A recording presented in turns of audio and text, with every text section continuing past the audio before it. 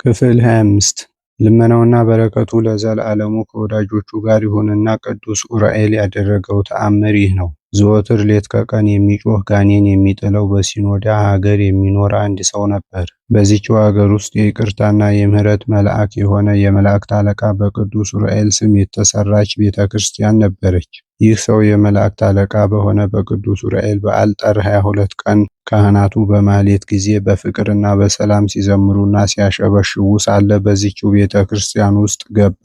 ያን ጊዜ በውስጧ ቀይ ሰው መልኩ ከደም ግባቱ ጋር እጅግ ያማረ ከሰው ሁሉ ይልቅ የሚበልጥ በመካከላቸው ቆሞ ከእያንዳንዱ ፊት የሚወርደውን ላብ በመሐረብ ሲጠርግ አየ።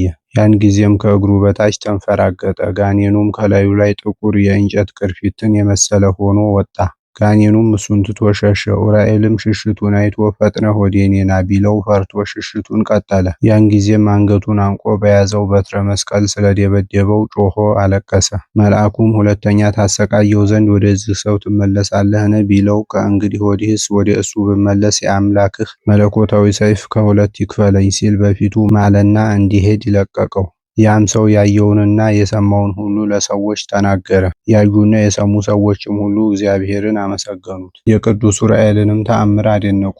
ለእግዚአብሔርና ለእናቱ ለድንግል ማርያም ምስጋና ይሁን፣ ለእኛም ምሕረትና ይቅርታ ይደረግልን። የመላእክት አለቃ የሆነ የቅዱስ ዑራኤል የረድኤቱ ሀብትና ልመናው ከወዳጆቹ ጋር ለዘላለሙ ይሁን አሜን።